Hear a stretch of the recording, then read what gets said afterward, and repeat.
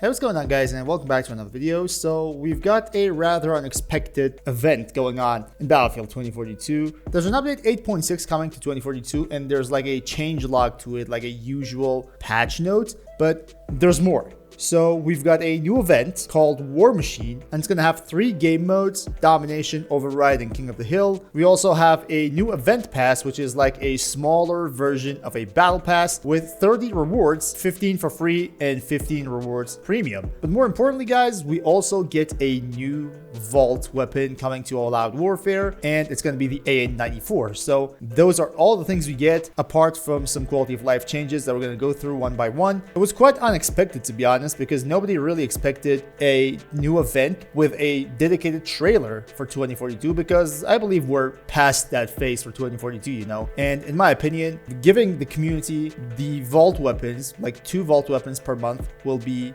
way more appreciated. But just generally speaking, you know, it's better than nothing, and as long as we get a new weapon, we're fine. So go down in the comment section, let me know what you think about all this. Let me know if you like these new events or you prefer some more vault weapons, and let's just get into the video and see what we've got here. So first of all, this update goes live Tuesday, March 18th, and with it comes 3 new game modes, like not really new. Well, Override is new, Domination is new to 2042, and we've got King of the Hill as well. There's some sort of explanation for every single one of them. We're going to go through them one by one to see what we have here. So Override is basically Rush, War Machine's first event mode. Override is a Rush PvE mode that pits humans versus machines in a steely brawl where 4 players must work together as a squad to overcome AI-controlled robots on Redacted, Arica Harbor, Exposure, and Noshai Canals. So this one is the PvE mode, and apparently it's going to be the first one. So next one is the Domination, which is coming to Battlefield 2042 for the first time. Players will know Domination as a fast-paced, small version of an infantry-only conquest on Arica Harbor, Noshai Canals, Stadium, Battle of the Bulge, and Breakaway. And finally, we've got the King of the Hill, which apparently they want us to keep our eyes peeled until they kind of give us what to expect from the King of the Hill. But just generally speaking, 2 teams go against each other, and they fight over one objective only. So there's one objective, both teams are trying to capture it, and the team that can hold it for more time will be announced the winner, something like that. However, let's take a look at the event pass and see what we've got there. So the event pass, again, is like a small battle pass with only 30 tiers. If you don't buy it, you have 15 free rewards, and if you do, then you are the owner of a premium event pass, and you will be able to receive all the rewards in those 30 tiers. We've got the accelerated event pass as well, which if you guys go ahead and buy it, probably with more money, you're gonna have 15 tier skips, which means you will immediately just receive all those rewards in the first 15 tiers, and that's all. However, about what's going on in the rewards and what we're gonna have here. So first of all, let's take a look at the free rewards. There's a Crawford set here. There's also, I guess this is Casper or Blasco. I guess that's Blasco, yeah. There's a Blasco. In the middle,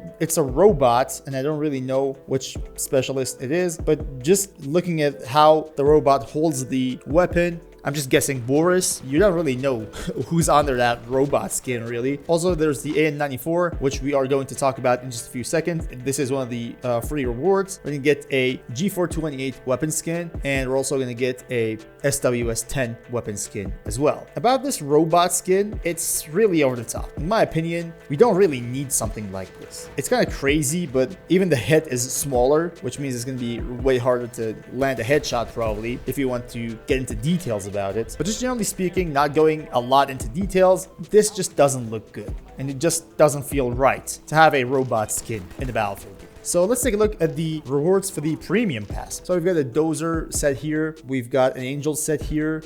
This robot's definitely Rao because of the, you know, like the antenna jammer thing behind his back. I don't really know who this is. Like, this is just ridiculous. We also have some weapon skins as well. This is for the AN-94. This one's for the Chris Vector. I don't really know about these two. Like, this one looks a lot like the probably Avansis. That's probably Avansis, but I don't really know which one this is. Maybe LCMG. I don't really know. Like, who actually wants a weapon skin like this? It's like it's taken from like Battlefield 2142. Something like that, really. And finally, they're gonna get a 20% XP boost. So that's all about it. However, let's just take a look at the patch notes and see what we've got here. Starting off with the new Vault weapon, the AN-94. The AN-94 assault rifle, well known for Battlefield Bad Company, Battlefield 3, and Battlefield 4, makes its way from Portal to All Out Warfare with updated handling and damage. There's a def comment here as well. We want the AN-94 to have a strong identity around the hyper burst to be a great choice when you want precision in the close to mid-range combat range.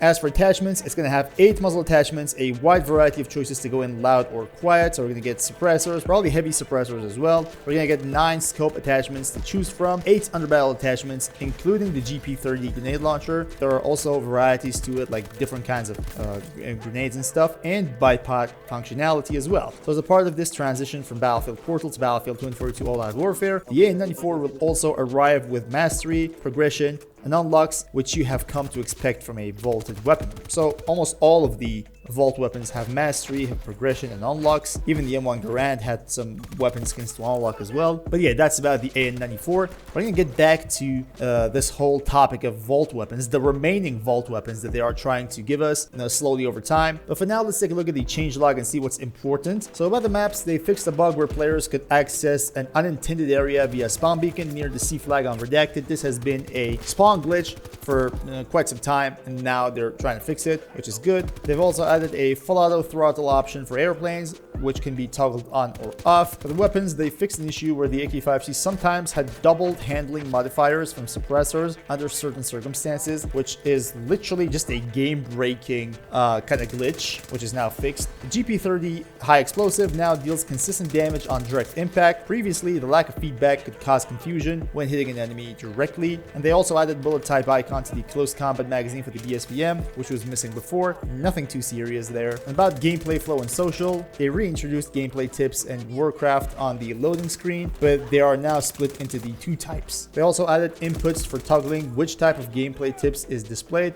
and how to cycle to the next tip, which was something quite missing actually. Most of the games now will at least allow you to switch between the tips. Maybe there's a tip you don't want, maybe there's something you already know and you want to know what you don't know. Basically, that's what tips are for. So that's also a good change. Made some smaller improvements, the main menu UI when there are weekly missions active outside of any event. And finally, the UI ribbon notifications are now no longer visible when the HUD is disabled, which is quite ridiculous to even try to fix something like this, because this shouldn't have been the case from the get-go. When you disable a HUD, there should be literally no HUD, no rewarding HUD, no weapon HUD, nothing, right? However, that's fixed and taken care of, and that's all about update 8.6. Again, coming Tuesday, March 18th. We're gonna go ahead and see how this update will affect the game with these new game modes when it arrives. However, about these vault weapons, now you guys probably know Battlefield 6 is probably going to be released at the end of 2025, and just looking at the calendar, there's not really a lot of time remaining for people to play 2042. And I was just thinking to myself, if these guys release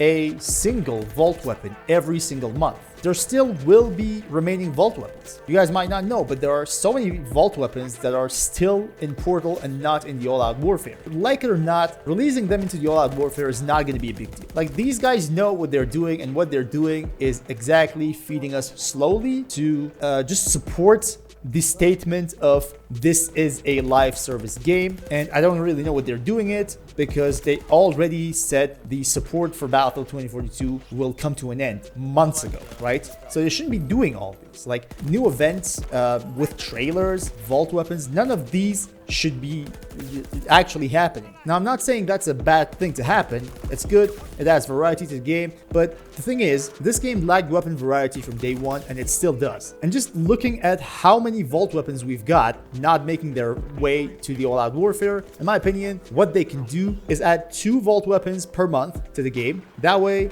we're gonna have something to do, like get a T1 mastery on them, play some new weapons for a straight month, and then the next month we're gonna get 2 more, and that's gonna be really interesting in my opinion. That's something that actually adds variety to the game, instead of like some new game modes which only remain there for like a week and then they're gone. Probably, if you ask me, I would just go around, play them a round or 2, and then go back to Conquest. Like, that's what most of people do, right? So I don't really like the approach to vault weapons, because there are so many vault weapons remaining, but not a lot of time until we get our hands on the new Battlefield game. I know based on my comment section that a lot of you guys actually want those those vault weapons, just like myself. Most of the guys who are playing 2042 for quite some time, we've got the T1 mastery on all of the weapons. Every single weapon that you choose to play with is kind of boring right now because we've played with them hours and hours, and adding some vault weapons will add variety to the game basically for free, because as I said, it's not a big deal for a studio like DICE working on this game. So that's all about it. So hope this video was helpful. Hope you guys enjoyed. You let me know what you think about the update in the comment section, and until next time guys,